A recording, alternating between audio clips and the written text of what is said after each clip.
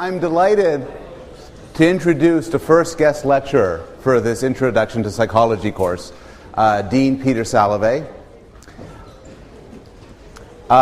Peter is an old friend and colleague. Many of you, I think everybody here knows of him through his role as Dean of Yale College. I'll just, in the context of this introduction, mention two other things about him. One is, prior to being Dean, and in fact still as a Dean, he's an active scientist, and in particular, a social psychologist, actively involved in studying health psychology, the proper use of psychological methods to frame health messages, and also is the founder and developer of the idea of emotional intelligence, an idea he's done a huge amount of research on. Secondly, Peter is, or was, an active and extremely well-known teacher at Yale College. He taught at one point the largest course ever in Yale College, a course on psychology and law, which broke every record ever had here. And before that, during that, and after that, he was a legendary Introduction to Psychology teacher. And I think you're going to get some reason for why he was so legendary with his lecture today on the topic of love.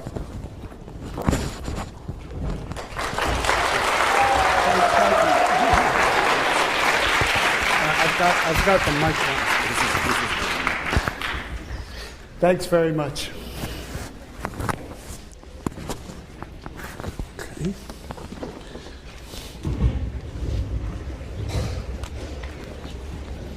Is that okay? We're okay?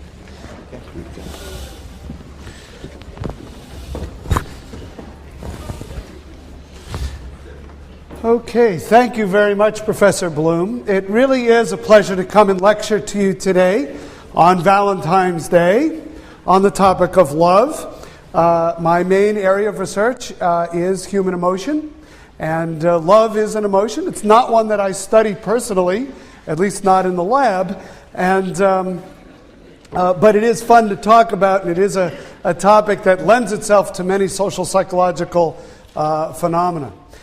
It's also great to be able to come in and guest lecture. One of the things I very much miss since serving as dean is the opportunity to teach Psychology 110. And although I love being dean, I do miss teaching introductory psychology. The feeling of exposing people to ideas that maybe you hadn't heard before. Well, I suspect some of the ideas in this talk you'll have not heard before, and for a variety of reasons.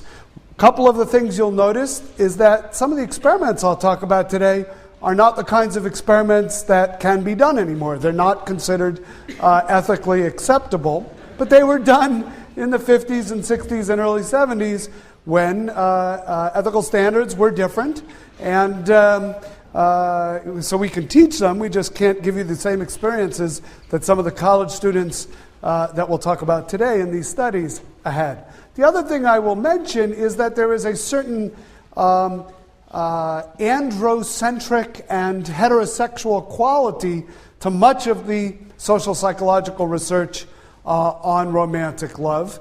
You'll see that in the experiments. Usually the participants are men, and usually the targets are women in these experiments. I'm not endorsing this as the only way to study love. It just happens to be the way these experiments were done. And so I mention this caution right from the beginning. We'll have to think about, one of the things you should think about is, do you think these experiments generalize to other kinds of dyadic relationships? And that's a question that I think you can ask throughout this lecture. Okay, so let's get started. And to start things off, I think what we need to do is consider a definition. I'm going to define what love is, but then most of the experiments I'm going to talk about are really focused more on attraction than love. Who finds each other of romantic interest that might then develop into a love relationship. But let's start with a definition of love, and I'm going to pick a definition from a former colleague, Robert Sternberg, who is now the dean at Tufts University, but was here on our faculty at Yale for nearly 30 years or so. And he has a theory of love that argues that it's made up of three components: intimacy, passion, and commitment, or what is sometimes called decision commitment. And these are relatively straightforward. He argued that you don't have love if you don't have all three of these elements. Intimacy is the feeling of closeness, of connectedness with someone, of bonding. Operationally, you could think of intimacy as you share secrets, you share information with this person that you don't share with anybody else. Okay? That's really what intimacy is. The bond that comes from sharing information that isn't shared with many other people. Second element is passion. Passion is what you think it is. Passion is we would say the drive that leads to romance. You can think of it as physical attraction or sex. And Sternberg argues that this is a required component of a love relationship. It is not, however, a required component of taking a shower in Calhoun College. The third element of love in Sternberg's theory is what he calls decision or commitment. The decision that one is in a love relationship, the willingness to label it as such, and a commitment to maintain that relationship, at least for some period of time. Sternberg would argue it's not love if you don't call it love, and if you don't have some desire to maintain the relationship. So, if you have all three of these, intimacy, passion, and commitment, in Sternberg's theory, you have love. Now, what's interesting about the theory is what do you have if you only have 1 out of 3 or 2 out of 3? What do you have and how is it different if you have a different 2 out of 3? These are what's interesting about this kind of theorizing is it gives rise to many different permutations that when you break them down and start to look at them carefully can be quite interesting. So what I've done is I've taken Sternberg's 3 elements of love, intimacy, passion, and commitment, and I've listed out the different kinds of relationships one would have if you had 0, 1, 2, or 3 out of the 3 elements. And I'm using names or types that Sternberg uses in his theory. These are really from him.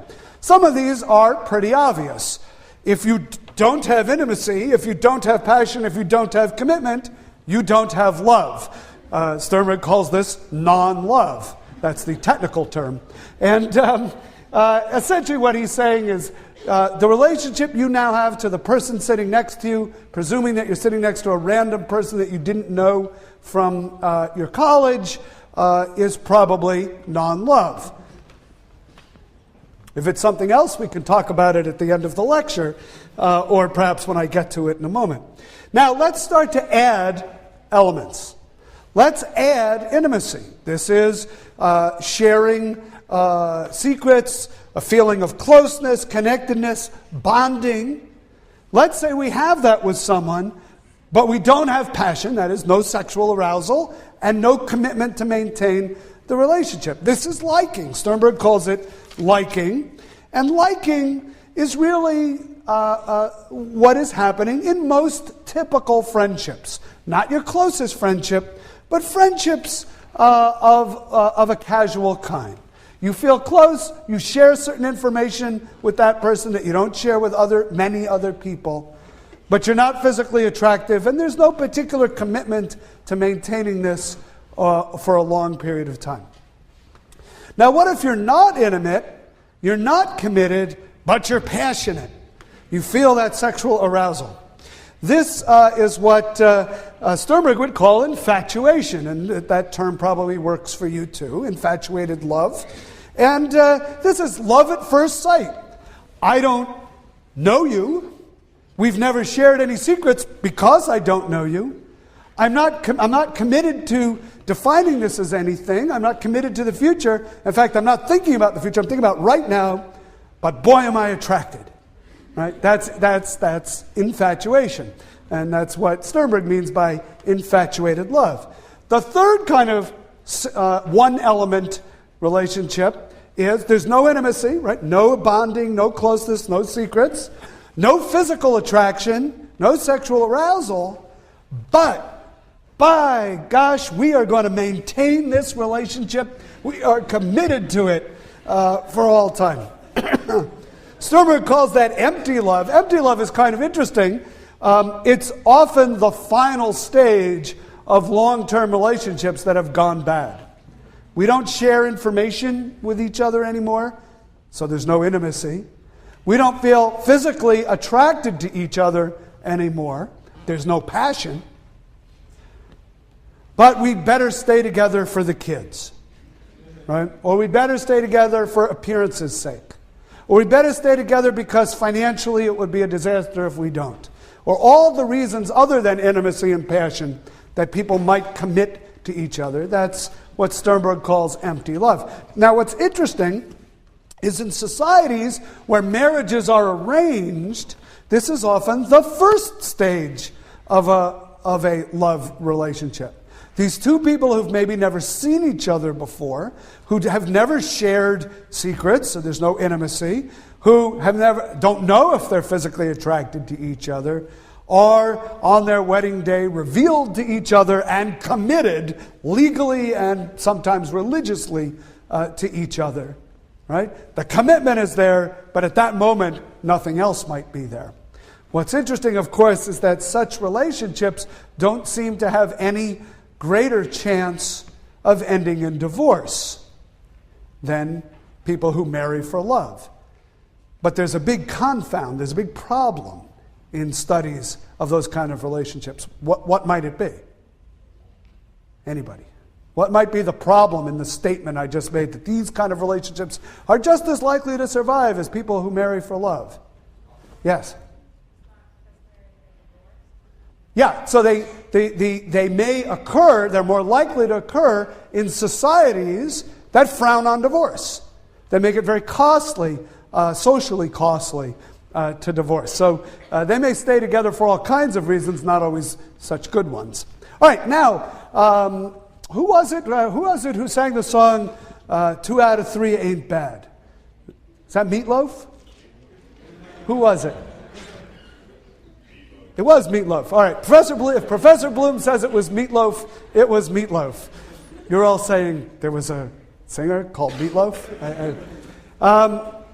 Meatloaf sang the song 2 out of 3 Ain't Bad. Let's see if 2 out of 3 ain't bad. What if you have intimacy, we share secrets, passion, we feel physically attracted to each other, but we're not making any commitments here.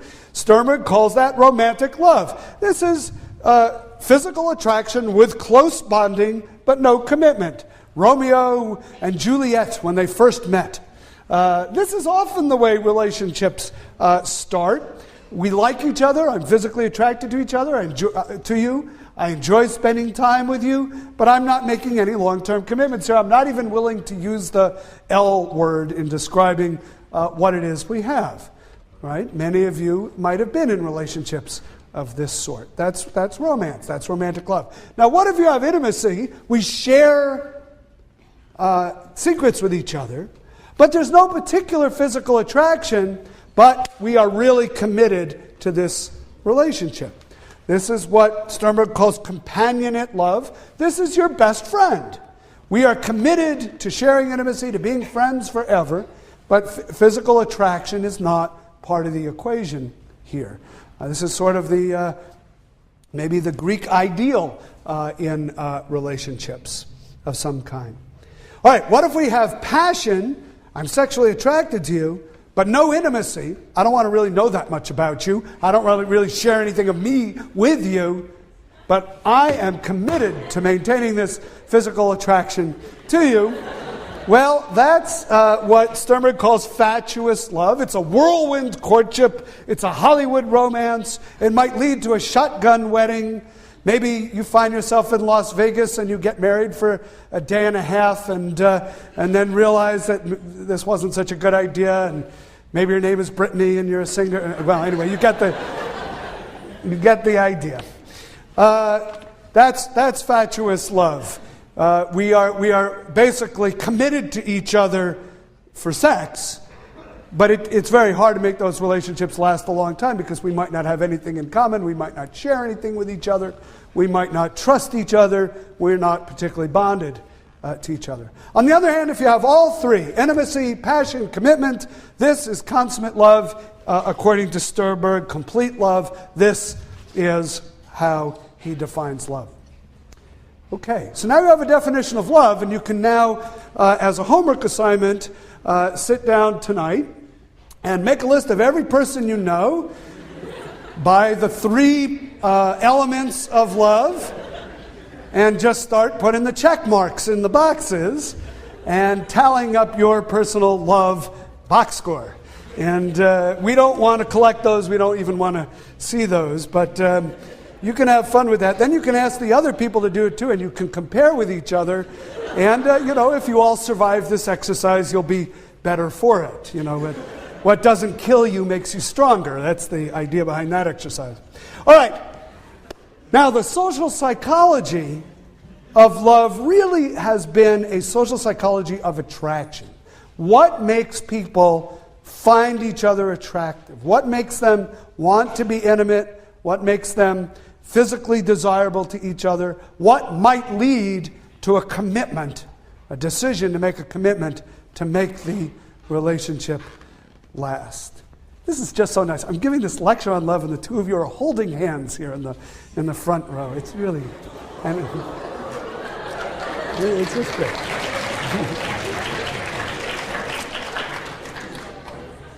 All three elements present: intimacy, passion, and yeah. Okay. Good. Just checking. Okay. So what's interesting about the social psychology of attraction is it has focused on 7 variables. And I've divided these into 2 groups, the big 3 and the more interesting 4. And I call them the big 3 are 3 variables that the effects are so powerful that they almost don't need to be discussed in much detail. The more interesting 4 are the ones I'm going to focus on in this lecture because they're a bit more subtle and they may be things that you've never heard of before. But let's quickly talk about the big 3. The way to understand the big 3 is with the phrase, all other things being equal. All other things being equal, people who find themselves in close spatial proximity to each other, like sharing an armrest in a lecture, will be more likely to be attracted to each other and form a romantic relationship. Okay? All other things being equal.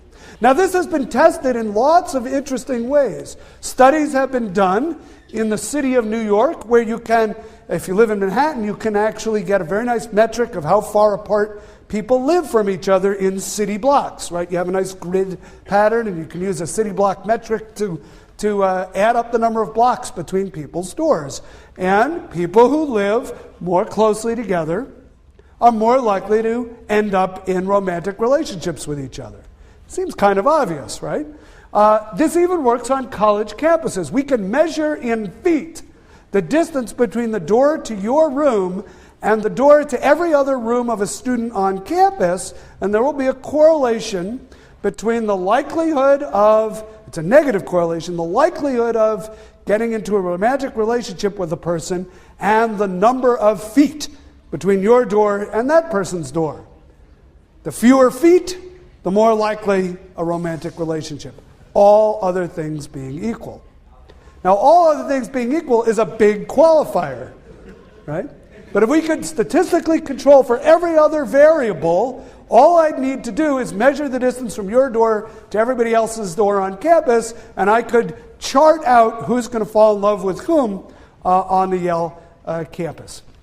Now, this idea, in a way, is, I don't know, maybe it's a little counterintuitive. There's a kind of cultural myth around the stranger, the person you don't know, who you who you fall in love with, and is not likely to be the case if it's the person who's nearby, right? And you'll see as we go through the other two big three that there's a kind of repetition of this theme. It isn't the stranger you fall in love with. All right, let's continue down. Similarity. You've probably heard the phrase, birds of a feather flock together. And that's true when it comes to romance. On any dimension that psychologists have measured in these kinds of studies, when people are more similar, they are more likely to find each other attractive. This could be obvious things like height or age, but it also could be things like attitudes toward capital punishment, preference for the Red Sox over the Yankees, right? All of these are dimensions of similarity. All things being equal, the more similar, the more likely you'll find each other attractive. So opposites don't really attract. Birds of a feather may flock together, but opposites don't really attract each other. Now, usually at this point, somebody in the lecture hall raises their hand and says, well, my boyfriend or my girlfriend and I are complete opposites. And how do you account for that, Professor Salovey? And I usually look at them and I say, good luck to you. And of course, all things might not be equal. There may be other variables at play here, but all things being equal, similarity does not breed contempt. Similarity breeds attraction. Okay? Isn't it interesting we have all of these common sayings that contradict each other, and then empirically some of them turn out to have more evidence supporting them than others. So opposites attract, not much evidence. Similarity breeds contempt, not much evidence. Birds of a feather flock together, yeah, there's some evidence for that idea. Finally, familiarity. Familiarity, we tend to fall in love with people in our environment with whom we are already familiar. The idea that some enchanted evening we will see a stranger. Where are the new blue when you need them? Some enchanted evening you will see a stranger across a crowded room.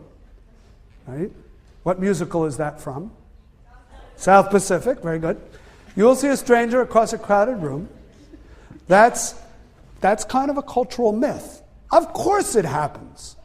But much more common is somebody you already know, somebody you have seen repetitively, you suddenly find attractive, and a relationship forms.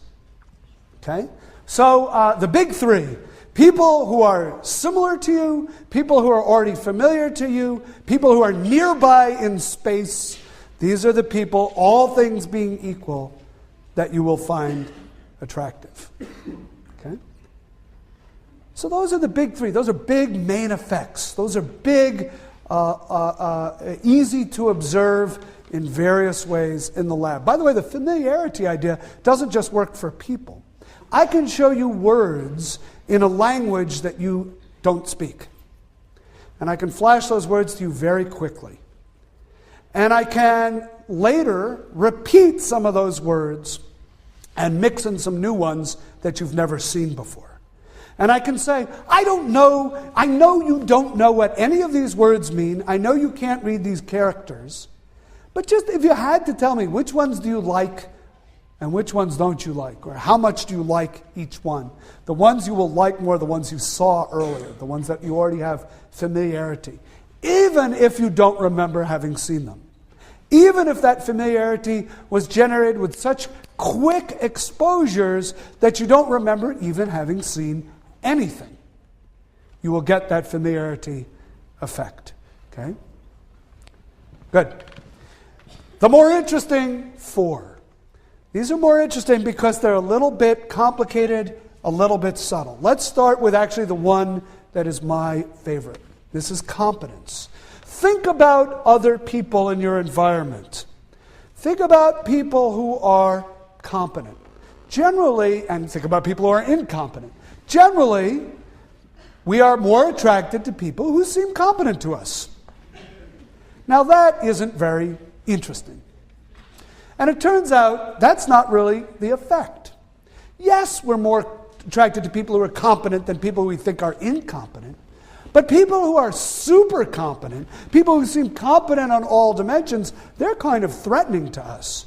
They don't make us feel so good about ourselves, right?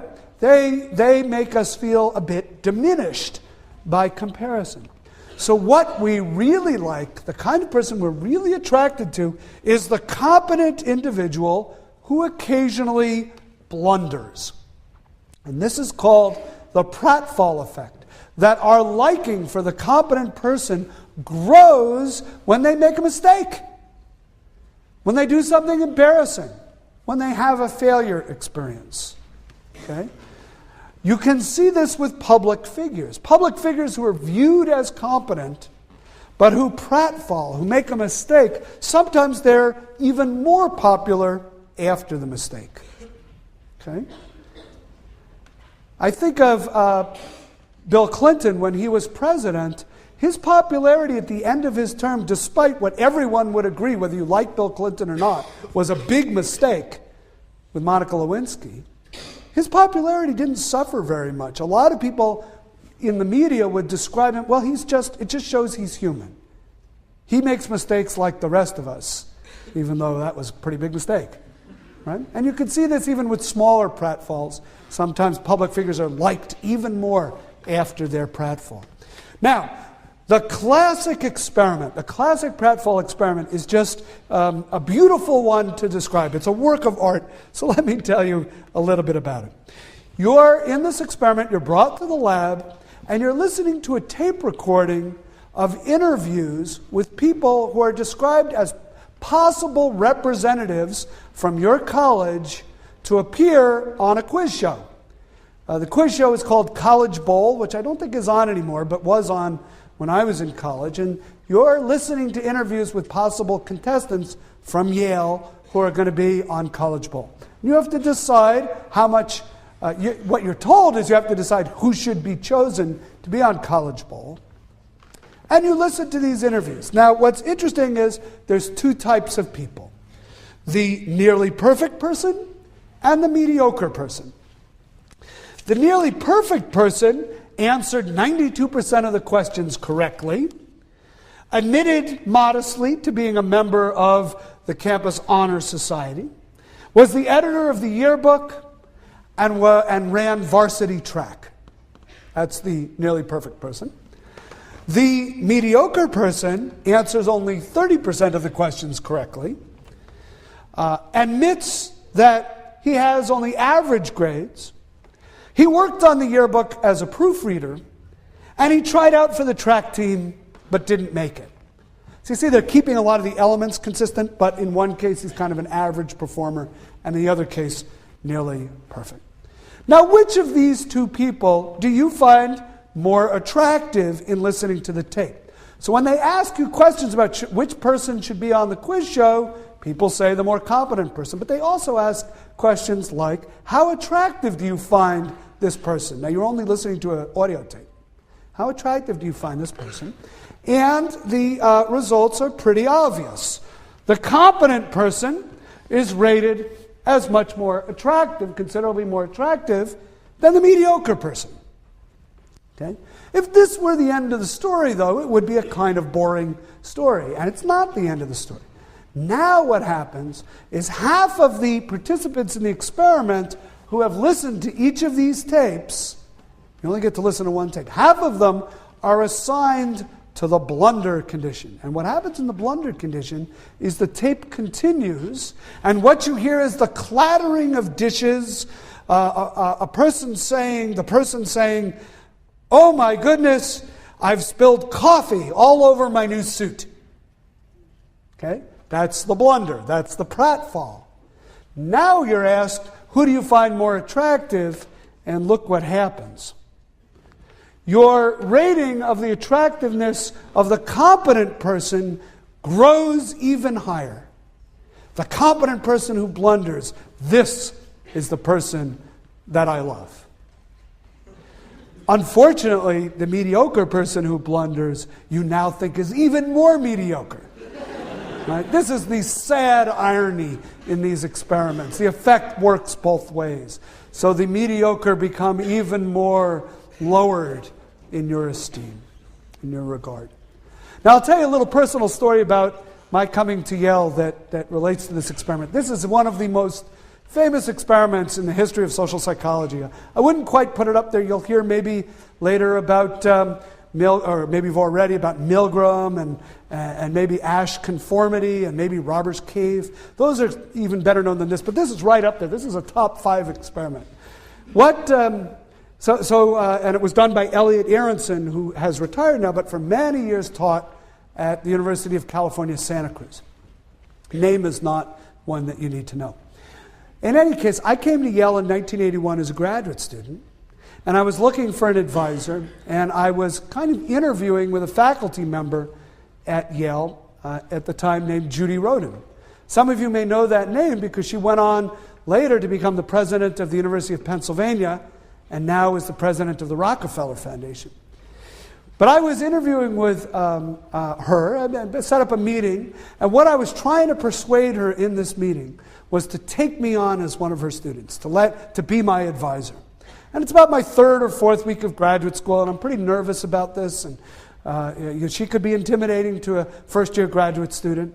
And I remember I was holding this mug of coffee, and I was pleading with her, trying to convince her to take me on as her student. I was saying, Judy, I'll get a lot done, I'll work really hard, I can analyze data, I can write, and I'm talking about myself, and I'm swinging, I'm using my hands as I talk, I'm swinging this cup of coffee around, and fairly soon into the conversation, I demonstrated some principle that you've probably learned in your physics class, having to do with an object at rest remaining at rest unless acted upon by a force. Well, the object at rest was the coffee in the cup.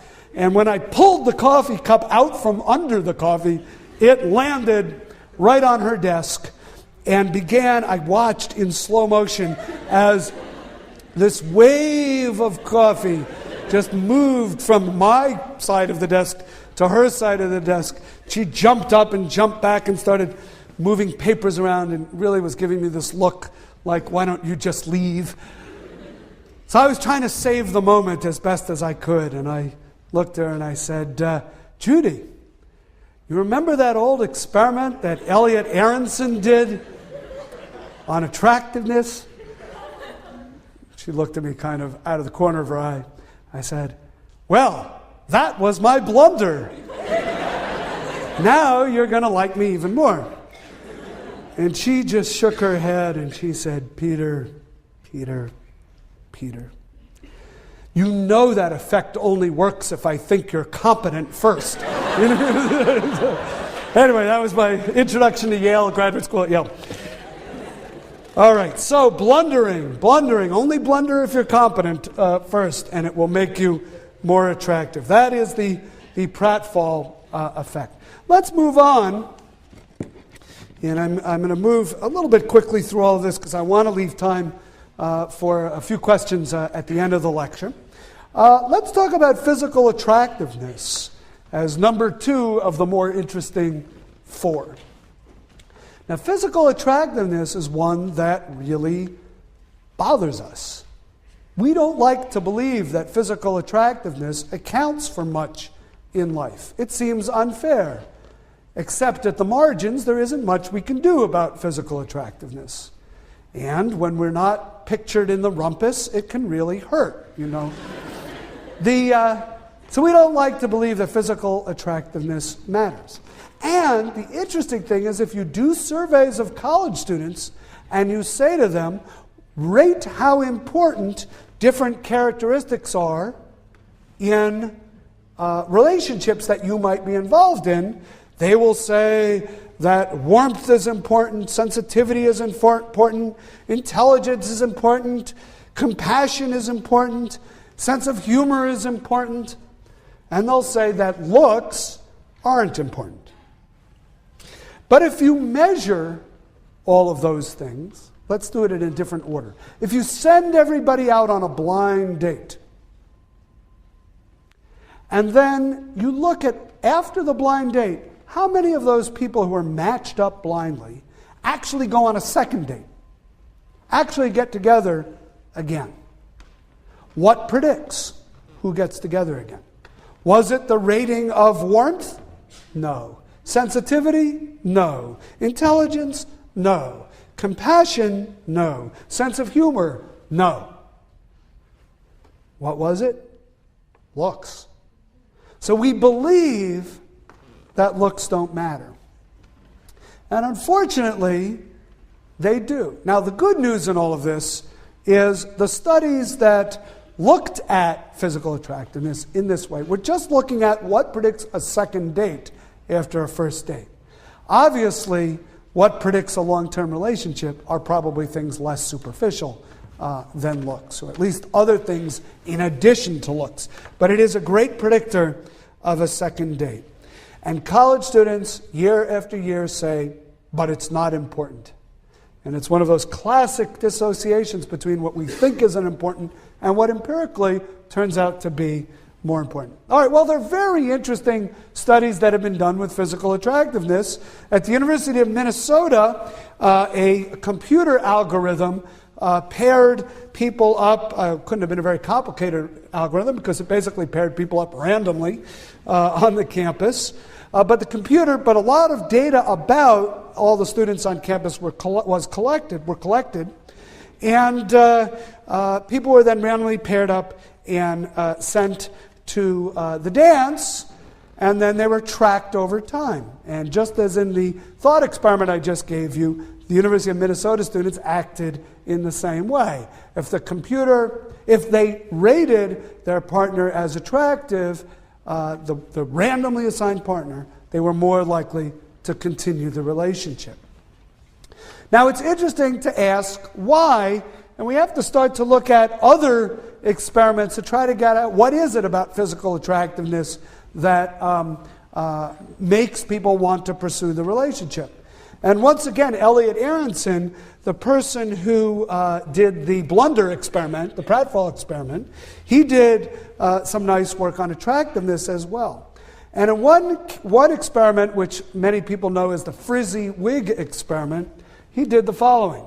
He invited a Confederate, a graduate student who was working with him in his lab. Social psychologists always called people who were in the employ of the experimenter Confederates.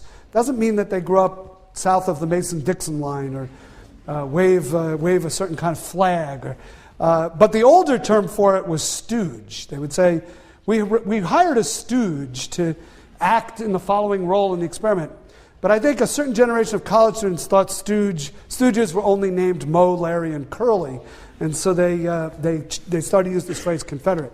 Now they'll usually just say we hired an actor.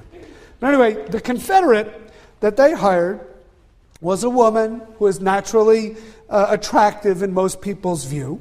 But they made her look either more attractive or less attractive by giving her kind of frumpy clothes, bad makeup, and a frizzy wig. And it was the frizzy wig that everybody remembers from this experiment. And what she does in the experiment is she poses as a graduate student in clinical psychology who is interviewing male participants, only men in this experiment. And at the end of the interview, she gives them her own personal clinical evaluation of their personality. Okay? So that's all it is. They have this interview with this woman. She's either made to look very good or she's made to look kind of ugly with this frizzy wig. And they talk to her. She gives them an evaluation of their personality. Half of the subjects receive a favorable personality assessment. Half of them receive a kind of unfavorable evaluation. How do they respond? Well, when she was made to look attractive, they were delighted when she gave them positive feedback about themselves. When she was made to look, when she was made to look attractive, but gave them unfavorable information about themselves, they were really upset about it. When she was made to look unattractive, they didn't really care what kind of information she gave. It didn't really matter whether it was positive or not. It didn't really make any difference. It was interesting, in the condition where she was made to look attractive but gave you bad feedback about yourself, often the subjects in that condition would look for an opportunity to interact with her in the future, obviously to try to prove that her evaluation was wrong. It mattered that much to them. So there's kind of this idea that attractive people, their feedback to us has more impact. I'm not saying this is fair. I'm not saying it's rational. I'm not endorsing it. But empirically, excuse me, empirically, we can see it. It's somehow the feedback from the attractive person matters more to us. Okay, number 3 of the more interesting 4, gain loss. This is really a general idea in psychology that we are in a way wired up to be more sensitive to change than to steady states. And you could imagine why that might be true. Change often signals danger or opportunity. And if we're especially tuned in to change, it helps us survive, and it helps us pass along our genes. Okay? So we're more sensitive to change. How does that play out in love? Well, in love, what is very powerful to us is not just that someone always is positive toward us. I love you, I love you, I love you, I love you, I love, right? It wears out its welcome. What's more powerful is the person who was not that positive to us, but over time becomes more positive. The first derivative of their regard for us is positive. Okay? Aronson calls this the gain effect.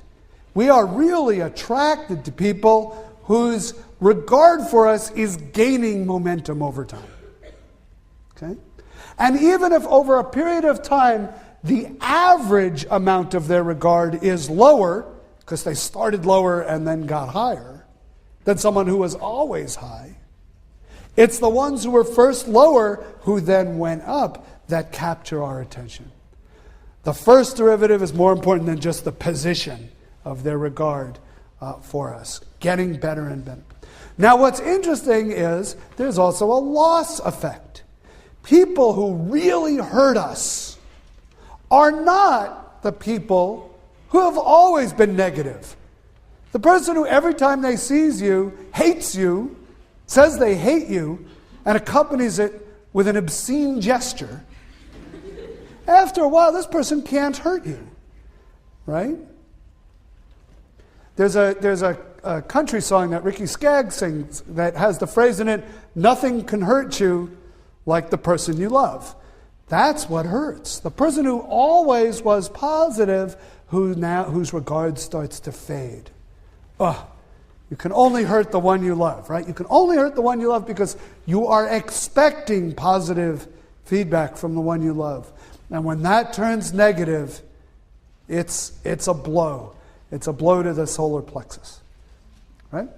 So you can only hurt the one you can love, but the one who always loves you sometimes has trouble showing you that they love you. The one who didn't really love you that much but then starts to show you that they love you, that person is a powerful influence on your behavior. Okay, the last set of studies. Have you talked about Schachter Singer's emotion? Okay, so let me describe to you this phenomenon. This is a phenomenon about the misattribution for the causes of arousal.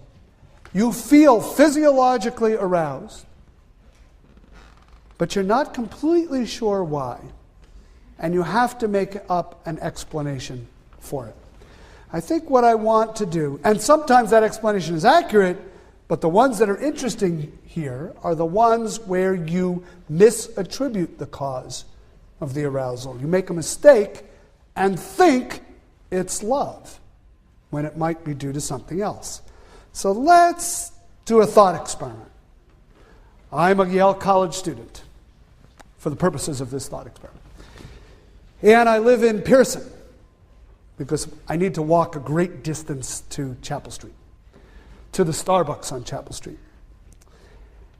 And I have a friend who I don't know that well, somebody who was sitting next to me in class a few weeks in a row, and I said, would you like to go see the New Blue in concert and then get coffee after it Friday night? And she says to me, sure, I would do that. And so the New Blue concert takes place in the Pearson Davenport Theater in the basement there, what used to be a squash court. It is now a little theater. And we enjoy ourselves at the concert. And then I say, let's go to Starbucks and get a coffee. And so we walk that distance from Pearson College down to the York Street gate, over to Chapel Street, make the left on Chapel Street, another block down to High, walk into the Starbucks. And she says to me, I better have a decaf because it's kind of late. I want to be able to sleep. And I say, that's fine, whatever you want. She says, yes, I'll have a decaf double espresso mocha skinny with a, what? What other dimensions are there? Right? A double espresso mocha skinny, frothed. And I say, okay, fine, I'll have a coffee. And I go up there and I order the drinks. I'll have a small coffee, please, and a double espresso mocha skinny frothed. Except the barista makes a mistake. Did the word barista exist before Starbucks? I don't think so. The barista makes a mistake. The barista uses caffeinated coffee in the drink instead of decaf. Doesn't tell anybody, doesn't tell me, I don't see it. I just come back with my black coffee and my double espresso mocha latte skinny frothed. Except it isn't espresso. It's got 2 shots of caffeinated espresso. I'm sorry, it isn't decaffeinated. It's got 2 shots of caffeinated espresso in it.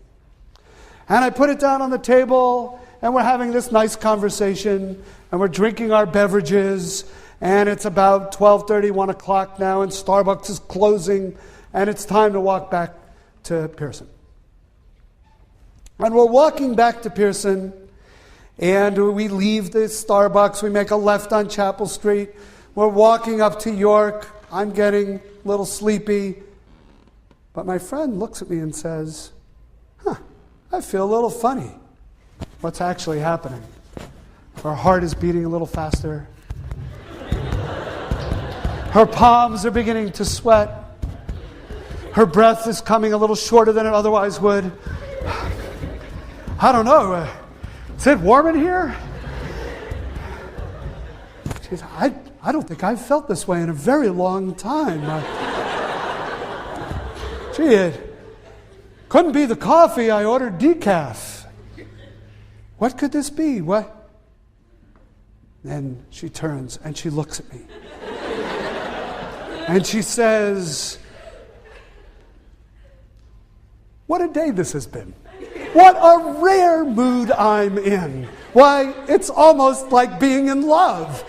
And it is almost like being in love, except what it really is 2 shots of caffeinated espresso causing a rapid heart rate, an increase in respiration, sweaty palms, but I don't realize, she doesn't realize that's what it is.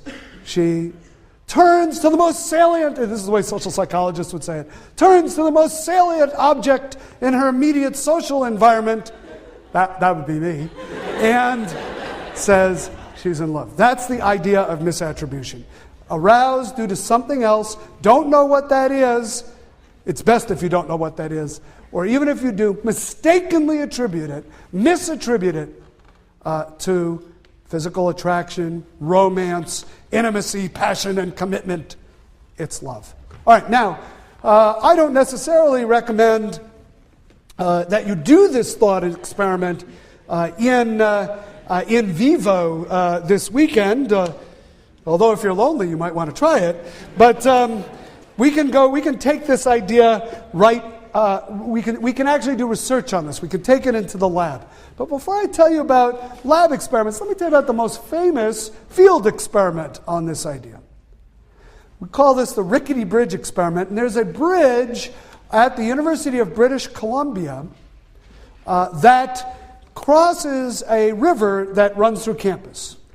And there's actually two bridges. The Rickety Bridge is one that's kind of a rope bridge. It's hundreds of feet above the river. It sways in the breeze. It's only about 3 feet wide. You kind of hold on to it carefully and you cross the river. It's a pretty scary way to cross that river. Has anybody seen this bridge? It's still there. Yes, you know this bridge. Okay. There's another way to cross the river. It's on a low bridge near the water, solid wood planks, nice and wide, hand railings made out of solid wood, and you can cross the bridge that way. So what two investigators at the University of British Columbia did is they simply positioned, once again, an attractive actor or Confederate on one side of the bridge. She was a woman, and she met men crossing the bridge. And she would intercept them as they came across the rickety bridge or the low bridge. And she would ask them a few questions and conclude with, "Can you write me a story? You would help me out with my experiment if you just write a little story right now." Then she would collect their story and she would say, "If you have any questions about this experiment, here's my phone number." Actually, this happens when you're in experiments. You get the phone number of the experiment. What happens? Well, the male students who crossed the rickety bridge, they wrote these sexy stories with interesting content, with kind of little bit ribald themes.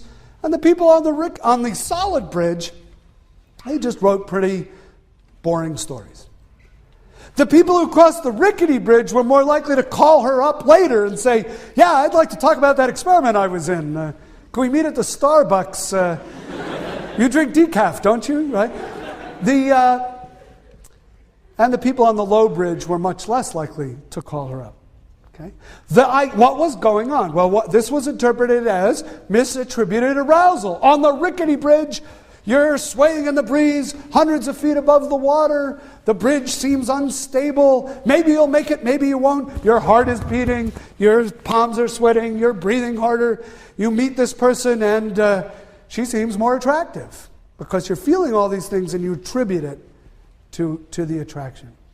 Now, there's a reason why this study is bad science. There's a major flaw in this study.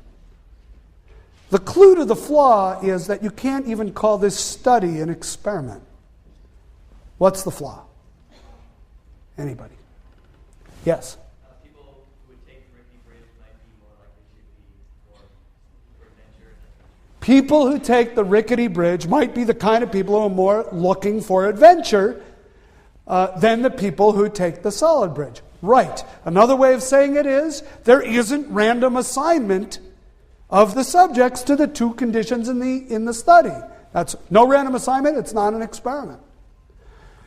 By not randomly assigning people to these two conditions, you may be capturing just individual differences in the kind of person who, when there's a perfectly stable, safe, low bridge, says, I don't want to go on that bridge. I want to go on the bridge where I have to risk my life to get to class. And then should it surprise us that that's the kind of person who would call a perfect stranger on the telephone and write a sexy story and give it to them? Right? We're not so surprised. So what we have to do, of course, is take it into the lab and do this in a more systematic way with random assignment. And this is how I want to finish up today. We have till 2:45? 3:45? Okay, great. I'll take about 5 more minutes to finish up, and that'll give us some time for questions. So, how do you do this in the lab? Well, you can bring people into the lab, and I can present you with a Confederate who said, let's say you are all in condition 1, everybody on this side of the room, and I can say to all of you, Please wait here. We'll begin the experiment in a moment. While you're waiting, please fill out this form.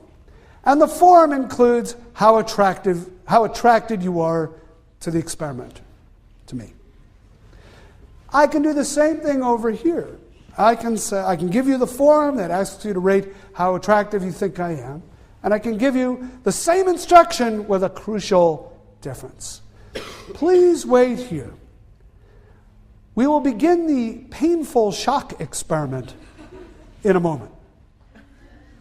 Please fill out these forms while you wait. What happens? The people who got the painful shock instruction are more likely to find the Confederate attractive. Why? Well, they're sitting there thinking about painful shock. It's making their heart beat faster. It's making their palms sweat. It's making them breathe harder, maybe. And even though it's fairly obvious what's doing that, they still misattribute that arousal to, I must be falling in love. Even with that obvious an instruction. You can do this in other ways. You can bring, here's one of my favorite ones.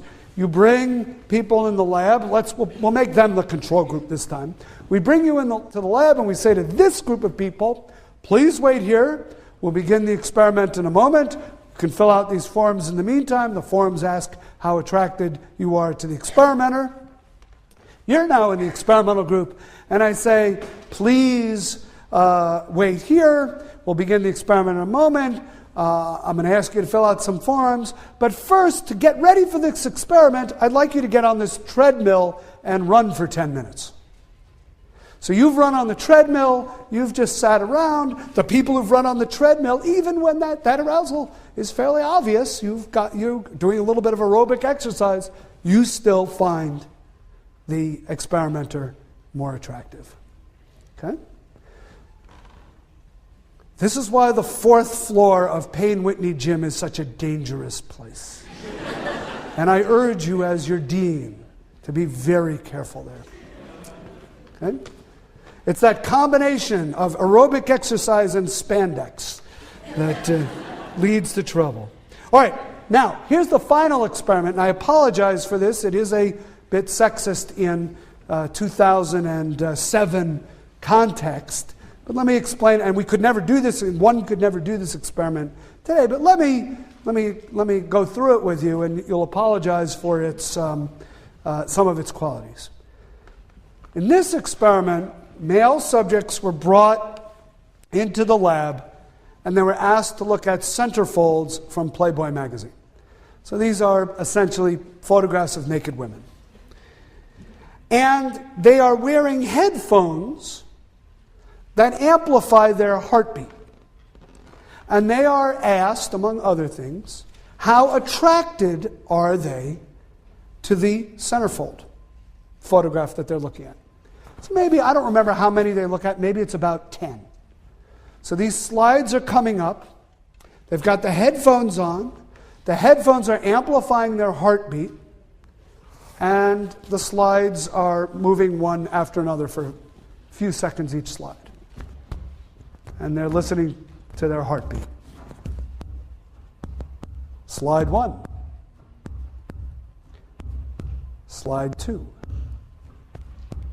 Slide 3. Slide 4. Slide 5. Slide 6.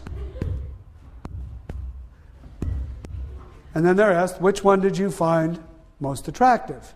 Which one were you most attracted to? Oh, slide 5. Absolutely. She's the woman I want to marry. Okay? And what has happened is they're using this bodily cue of their heartbeat to infer that that's who they find more attractive. Now here's the twist. They're not actually listening to their heartbeat. They're listening to a tape recording of a heartbeat, and the experimenter is back there with the speed knob, and at random intervals, he just speeds up the tape of their heart and then slows it down again. And it doesn't matter which slide he speeds up the tape of the heartbeat on. That's the one the subject is more likely to think is the person of their dreams, the person they're attracted to. So even you can misattribute real arousal. You can even misattribute phony arousal. Arousal that isn't even coming from your body. It's just being played to you randomly. You can even misattribute that. Okay, I think these experiments are cute, and I think there's an interesting phenomenon there, and it says something in a way about how easily we can be misled as to what things in our environment, even things coming from our own body, mean. But there's also some very serious implications of this kind of work.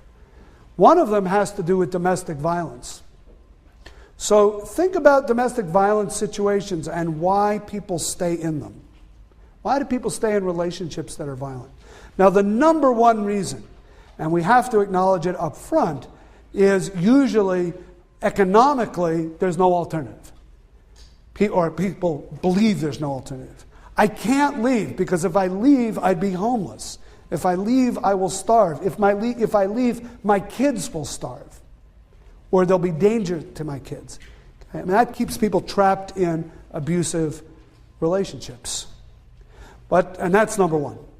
But what else might be going on? Sometimes people don't realize that the relationship they're in is abusive. It's psychologically or emotionally abusive. They get into these fights and screaming matches and name-calling and such, even if it's not physical violence. And they feel a certain arousal when that happens. And they misattribute it to, well, he wouldn't be yelling and screaming at me if he didn't love me. Right? They misattribute that what might be anger, what might even be aggression and violence, to an expression of love. I have a friend who's a social psychologist who told me a story once that really made me very nervous, although she's fine. She said, when I was dating my husband, this is 30 years ago, we were having a tough time. We were in many, many arguments. We got into many, many arguments. And one time something happened where he came up to my car in a parking lot and he was yelling at me through the window. And I rolled up the window, and before you know it, he had punched out the window. And, yelling at her, he punched out the window. He didn't touch her. And she said to me, that's when I knew he really loved me. And I thought, that's scary.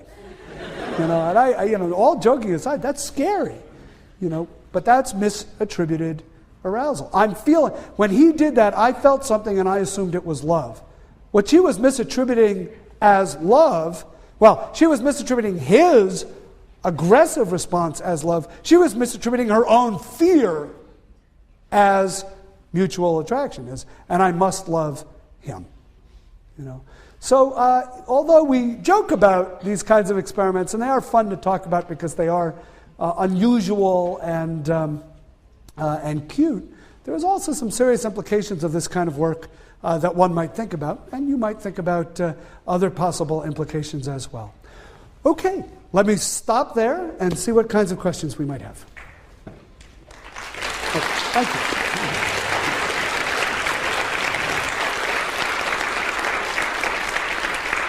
Thank you. Thanks very much. That's very kind of you. Because we are on tape, I'll repeat any questions that come in. Yeah? For the painful shock experiment, could you not say that if you're informed that this experiment will include painful shocks, do you not rate the experimenter higher because you know that he's in control? Right. Of the painful shock? So the question is, in experiments like the painful shock experiment, if you're told in advance, like you all are, through a consent form or by the experimenter, this is an experiment involving painful shock, will you still rate the experimenter as more attractive? Or will you not be able to misattribute the arousal? It is true. The more salient we make the source of the arousal, the less likely you can get the effect.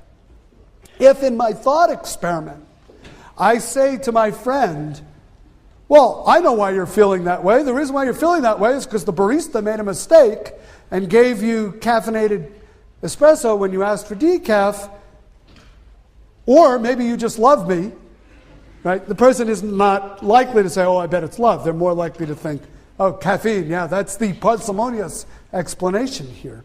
So it is true, the more salient you make the cause of the arousal, the less likely you'll get the effect. But you can see, even in experiments where the cause of the arousal is somewhat obvious, at least to us, you can still get a misattribution effect. Other question? Yes? Are the factors that you mentioned earlier, like the behaviors, also factors that affect initial attraction or the maintenance of relationships? Yeah. So the question is, are any of these factors, like particularly the big three, proximity, familiarity, similarity, do they affect the maintenance of relationships or just the initial attraction? You know, it's interesting. My guess is they affect both initial and maintenance over time. But the literature mostly focuses on initial attraction. We have much richer data on that initial attraction and those initial stages of the relationship. In part because it's a little hard to follow couples over time. And imagine the sort of Heisenberg-esque problems we would get carefully following romantic couples over time and interfering with them to ask questions and make observations. It'd be hard to let this this relationship naturally unfold. So really the focus of many of these experiments is on initial attraction. That's why I always say my lecture is on love. The definition of terms is about love, but the experiments really are much more about attraction than about love. Another question? Yes? Can someone feel consummate love for more than one person? Can someone feel consummate love for more than one person? It's a very good question. It's actually a question that's debated in the literature. I didn't get into it at all in this experiment, in this lecture. But there's an interesting debate going on about love and many other emotions between people who take a kind of evolutionary perspective on these states versus people who take what might be called a more socially constructed perspective. And these aren't necessarily so incompatible. But the evolutionary perspective, I think, would argue that you can feel that kind of love for more than one person, or at least it would facilitate the passing on of your genetic material to a larger array of the next generation. So I think the evolutionary explanation is not a problem. But we have constructed a world where in most societies, except for very unusual polygamous societies, the belief is that you can't love more than one, right? And so you've got this tension between what might be evolutionarily wired impulses and a kind of social constraints that say this isn't good, this isn't appropriate, this is taboo. And my guess is the result is, yes, you could, but you're not going to feel unconflicted about it. And it's because these two are confronting each other at the same time. How about one more question, and then we'll let you go. Sorry, I saw him first. Wouldn't natural selection favor people who learn all these things and then try to proactively apply it to their own behavior? So he's making the evolutionary argument. Wouldn't natural selection favor the people who take introductory psychology, come to my Valentine's Day lecture, listen carefully to the big three and the more interesting four, and then go out there and put them into practice? It feels a little bit like like we're trying to pass on an acquired characteristic, which is a little bit counter to Darwinian theory. But if somehow, if you could design a proclivity for learning this kind of material, evolution might indeed favor it. I can tell you this much: it would make the several thousand social psychologists in this world very happy and proud of their field if that turned out to be true. Anyway, thank you all very much. Happy Valentine's Day. Thanks.